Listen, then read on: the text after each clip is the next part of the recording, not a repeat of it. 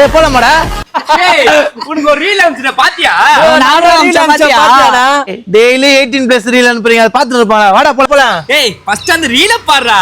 என்ன ரீல்ரா?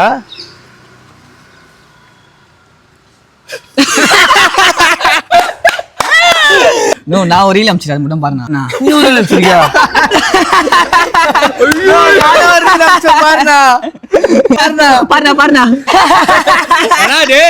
நீ 3 டி-ஷர்ட்ட வாங்கினே நீ பண்ற அலுப்புற இருக்கே, உன்னை தாளிக்கிறானுங்கடா.